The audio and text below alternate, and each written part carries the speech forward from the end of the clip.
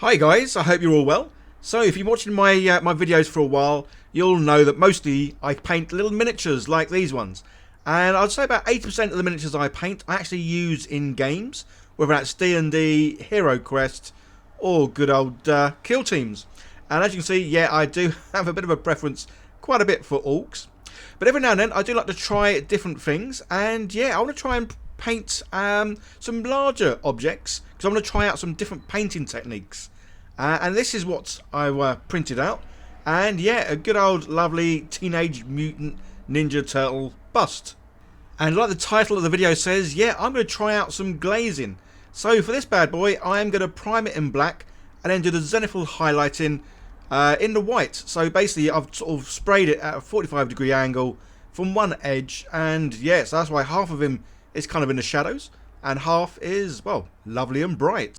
So I've never tried glazing before. I've watched a few videos and yeah, time to give it a go and learn by any mistakes. So I'm going to paint the skin first, and I've got a couple of greens here, obviously a light shade and a dark shade. But one thing I do need to get is some new paintbrushes. All the ones I currently have are, well, they're very small because, well, obviously I paint small things. So I bought these lovely cheap paintbrushes over on Amazon, and it was £2.50 and there's 10 brushes. So definitely value for money if, well, if they're any good, which we're about to find out. So for the very first time, I'm actually watering down a paint. Something I've never really done, to be honest. Yeah, so glazing does seem to be a mix. Again, this is where there's different videos and they also have different mixes. I've gone for a bit of a ratio of 50-50 on the white and the water. And then it is just a case of, well, painting the miniature. And the great thing with doing the zenithal highlighting, I can already see where the darker areas are going to be. So starting off with the dark green, yeah, I'm just painting over the darker areas on the model. So don't forget guys, my videos aren't exactly tutorials, it's a case of me having to go at trying things and, well, painting. So I may make errors, I may make mistakes, but the thing I love about this hobby is that's kind of the best way to learn, is to watch other people do it and then just crack on and have a go yourself. And I think the best way you do learn is by just attempting something, seeing what comes out, seeing what you did wrong, and then doing something a bit different later. So that's all the dark green. Now going with a lighter green in, well, all the highlighted sort of areas. And again, doing the zenithal highlighting does make this bit a lot easier because, yeah, you can see where the shadows are and the light bits are. So obviously I've speeded this up quite a bit. So one thing I will say about this kind of painting, it does take a whole lot longer than slap chop. Yeah, that really is a simple go-to method, great for when doing lots of armies, but say I fancied having a go at doing something different. This is something I've always wanted to have a go at doing and never done. So now I've got some more of the green paint watered down, mixing in a bit of white just to get, well, a lighter colour. As with the glazing, it really is a case of starting with the dark colours, well, that's what I'm doing, and then building up with the lighter colours. And one thing I will say about doing this kind of painting as opposed to just painting with speed paints, contrast paints, dipping inks, yeah, so it does take longer. There's more thought that goes into this, and I'll have to admit I did find it very therapeutic. As I say, whenever I paint things, I love painting things, but if I am painting lots of miniatures for the tabletop, then yeah, I do like to sort of get them done, obviously pretty sharpish. But because this is a single one-off kind of miniature, yeah, it was more fun to, well, spend more time on it. So now I've added a bit more water to the paints just to try and feather them in with the light to the dark. So again, something I've not done before. Did take probably a lot longer than it would anyone else, but again, the more you get better at something, the faster you'll get, because the more you'll know what you're doing. It's almost like with every brush stroke, it was me having to think carefully about, well, what I was doing. But yeah, really loved it. So this miniature, or this bust, yeah, gorgeous looking thing. I'll link down below to where you can get this from, and funny enough, coming up in a minute, I'll show you where you can get this from. So some of the lines I wanted to sort of darken, just sort of get more definition in this dude, especially as he has got some nice muscles going on. And yeah, say I was watching a couple of videos at the time I was painting this, and it is that case of a lot of people when they do paint, they make things look so easy. Which things probably are once you've sort of done it quite a lot and you don't have to think so much about every brush stroke. But for me, yeah, but say I loved it. Really enjoyed the process of this. And stick around to the end, guys. As I say, I was really chuffed on how this came out for my first time sort of doing this. Yeah, very pleasantly surprised, pleased, and it made it worth it, the time spent doing it. So I will be trying this on a smaller miniature. Obviously, the reason I've gone for the bigger one as well is just to make it easier on myself to be able to paint it. So yeah, again, just sort of building up the colours there, and I'm watching other people's videos doing the green. They've added a bit of yellow in it just to get sort of real highlights. So every time I'm doing a lighter colour, I'm obviously painting a little bit less of the raised area. And then it is just a case of, once it's dried, going over again with like a watered down version of that colour, just to sort of try and help blend it into, well, all the other colours. If you have any suggestions or advice, guys, yeah, by all means leave them down in the comments, as I do read everything. Apologies, I don't always respond to every message, but I certainly do like reading them all, as you guys, well, you guys give me sort of hints and tips on how to paint better, and maybe sort of ideas of what I should paint or try next. Say one of the next videos I'm looking forward to doing, again with another big bust, and that's the old non-metallic metal. Something, if you've watched a lot of my videos, you'll hear me say, yeah, I need to give it a go, and then just haven't.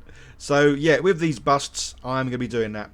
And talking of busts, yeah, this is the one that I've used. As you can see, it's from Thingiverse, or you can get it on Thingiverse, and it's for free. And it's by Eastman, who's done quite a few busts. So yeah, so look out for some of the other ones as well.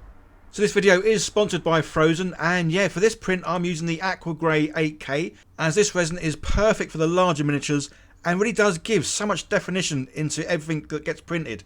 And yeah, say I love this stuff. And I'm printing on the Frozen Sonic Mighty 8K. Absolutely gorgeous printer. Love using this. Used it for about the last, I don't know, good 4 months or so. But yeah, link down below, guys, to sort of check out more about the Frozen printers. As well, I've tried quite a few of them, from the bigger ones to the smaller ones, and yeah, whole range of ones, absolutely gorgeous looking. Which is great, as there's ones for, well, everyone's budget, whether it's big, small, or a nice medium-sized one, which is kind of the one that I am using at the moment. And that's the Frozen Sonic Mighty 8K, like I've just mentioned. And yeah, it's a lovely size one, this. It fits nicely in the little area I've got it, but you can print out some good sized miniatures, as well as obviously all the smaller miniatures that I'm always printing. So yeah, links down below. So yeah, back to the miniature, and I'm loving how it looks, because it does look a nice contrast in the light colours, the dark areas. Again, I will get better at the blending, but yeah, say I was really pleased with how this turned out. And then it was a case of doing a sort of same sort of thing with the shell. And again, as you can see there, yeah, doing the old priming in black and then done it full highlighting with white does make it so much easier to see all the darker areas. So it really does make painting this sort of style nice and easy, so especially for a noob like me, where I don't then have to sort of worry too much about constantly thinking where the light source is coming from, as yeah, I can see it nicely on the miniature. So like I did before, got 2 different browns I'm using. Obviously the dark one I'll start with first. Again guys, I've only watched a few videos on this. I'll probably will watch a whole load more, because I really did enjoy this painting style. And yeah, so I definitely want to have a go at doing this on some smaller miniatures. Again, I don't know how big a kill team I would do, although all the kill teams I play are 6-man ones. So maybe doing this for 6 sort of people wouldn't be too bad. But yeah, this did take a whole lot longer than the other good old style painting I normally do. Or I say, this did give more satisfaction at the end on being able to do this, and it coming out, well, not too bad at all, really.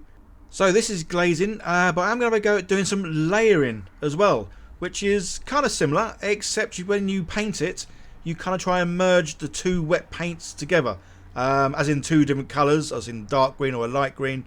But again, yeah, I'm going to give that a go. Any tips, tricks you guys have got for layering, let me know. And I say I'm looking forward to the non-metallic metal. Again, I'm going to do these kind of things on these bigger busts, just because, well, I love the size of these busts. And yeah, I say having a larger miniature, I think it should make it easier for me for the first time. So yeah, shell even, looking really good. Now to do his sort of his breastplate, lovely and muscly there. I say these miniatures by Eastman, yeah, they are glorious. And the fact that they're free is just amazing, as they are such awesome sculpts. And I say, for me, great little things to practice on. There's plenty of definition, but not too much. So we've got some nice flat areas. And yeah, so really enjoyed painting this dude in this completely, well, new to me sort of painting technique. And just like I've done with the shell and his skin, once I got the two sort of colours on there, the dark and the lighter one, then I go through again, or go over again, with a more watered down version of the lighter one. And again, yeah, just try to sort of like feather the edge in, or make a nicer transition between the dark and the lights. And again, yeah, I was really enjoying this, because I know when I've tried different kind of painting techniques in the past, typically I kind of start and then stop, because I'm not too sure what I'm doing, and I don't always enjoy doing something where instantly it looks pants. Although one thing I have sort of found out over the years of doing this channel, and that is when you're painting, sometimes it doesn't look right until you get near the end, and it all seems to sort of tie in together.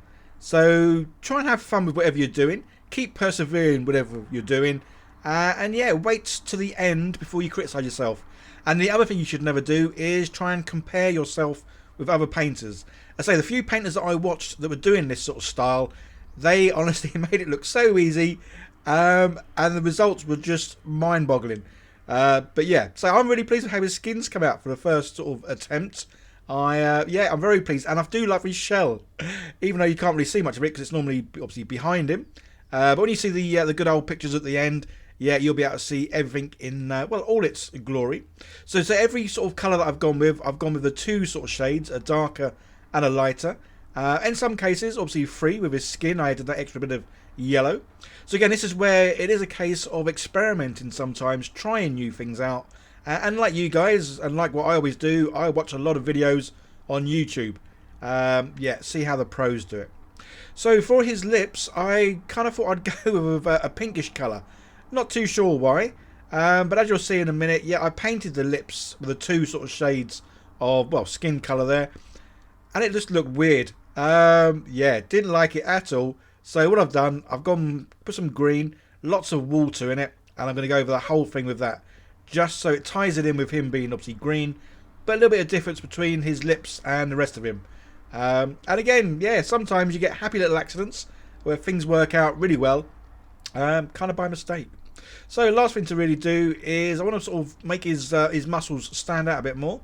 So just going to go round all these little well, nook and cranny bits with a darker sort of grey, just so, yeah, just to make his pecs and his six-pack stand out so much more. So as I say, I really enjoyed painting this. I'm definitely going to do it again with some smaller miniatures. I'm not too sure which ones yet. Probably some well, some D&D ones, or maybe even the Hero Quest ones. We'll see. But yeah, really pleased with how this has come out. Last thing to really do, and that's paint the base using two shades of grey. Let's see him in all his glory.